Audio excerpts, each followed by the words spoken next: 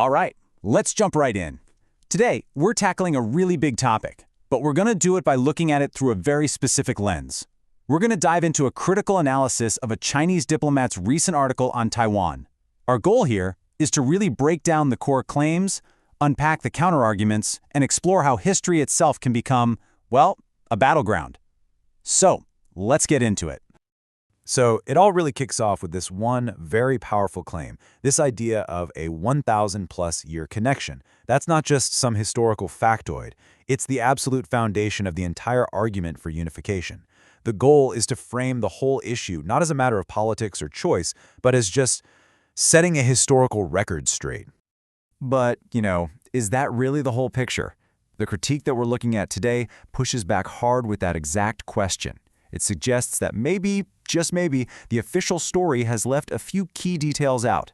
And that question right there, that's our way into this whole debate. So what we've got here is basically a debate on paper. You have the diplomat's article on one side, and on the other, you have this detailed critique that goes after its main points one by one. Our job is to follow the logic of that critique and see exactly where it takes us. Okay, so first up, let's dive into the history and the law. According to the critique, the article's core claims are built on, well, let's just say a pretty shaky foundation. We're talking about what it calls historical inaccuracies and a really skewed interpretation of international law. Let's see how it builds that case. Okay, so right away, this timeline throws a bit of a wrench in that 1,000-plus years claim. The critique points out that the Qing dynasty's actual control, it lasted from 1683 to 1895. Now, you do the math. That's 212 years. Sure, it's a long time, no doubt about it, but it is a very different number from over a millennium. And the critique goes even further. It says it's not just about how long, it's about what was controlled and who is being left out of the story. It makes the case that even during those 212 years, Qing control was really just limited to the western coast of the island. And maybe most importantly, the original Austronesian peoples who have been on the island for thousands of years and have no real cultural connection to China are just completely absent from the diplomat's version of history. All right, now let's talk about the legal side of things, because this is a huge point in the critique. It all revolves around this famous UN resolution. The diplomat's article claims it's the thing that confirms Taiwan is part of China, but the critique's point is simple. Just read the text. The word Taiwan isn't even in there. It was about who gets to represent China at the UN, the People's Republic of China or the government of Chiang Kai-shek. It's about a seat at the UN, not about sovereignty over Taiwan.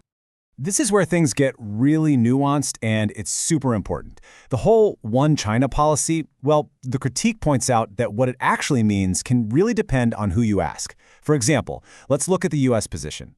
The U.S. acknowledges Beijing's claim, it does not accept it.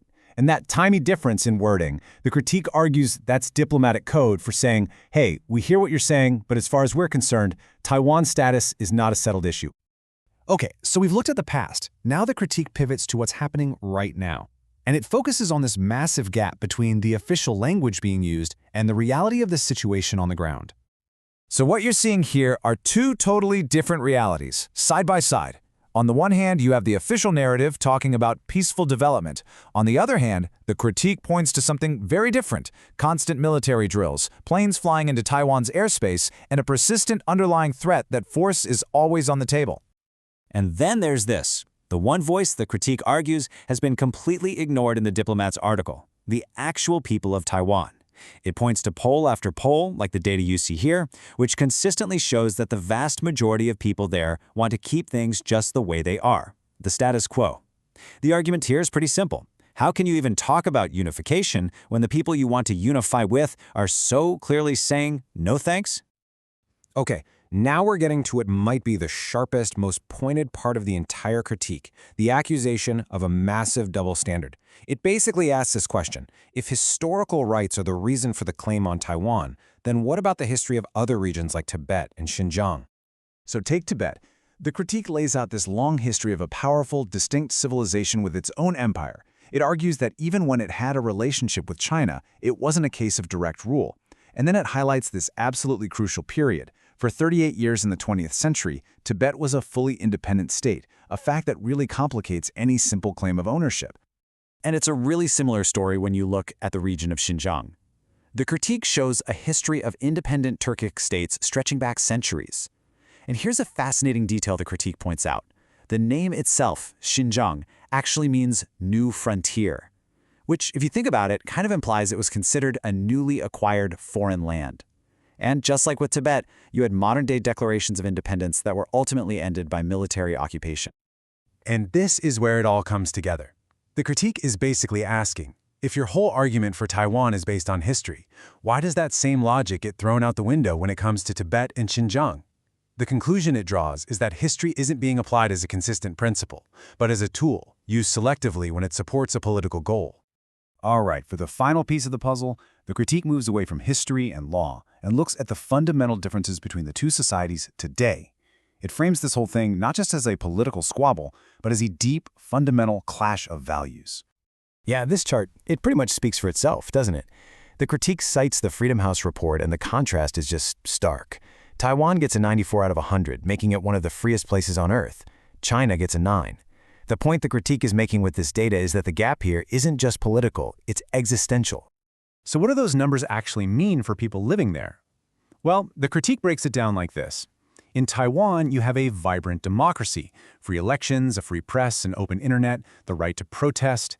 This is contrasted with China's single-party system, its great firewall that censors the internet, the social credit system, and the systematic repression of anyone who speaks out.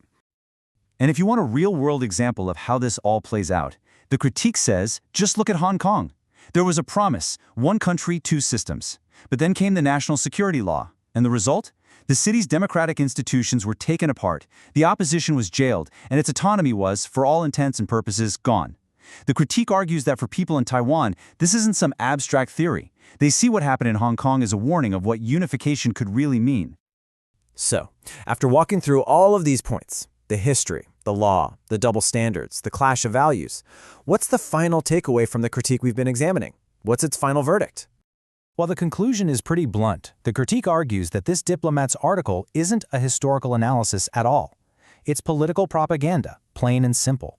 It says that by using history selectively, misrepresenting international law, and totally ignoring the will of the Taiwanese people, the article isn't trying to inform. It's trying to justify a political goal with a narrative that, according to the critique, just doesn't hold up. And that really leaves us with a huge question that goes way beyond this one article. It's a reminder that history is never just a list of dates and events.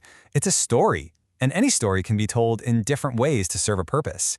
Which really makes you wonder, when nations tell their own stories, where does the history stop and the political narrative begin? Thanks for joining me.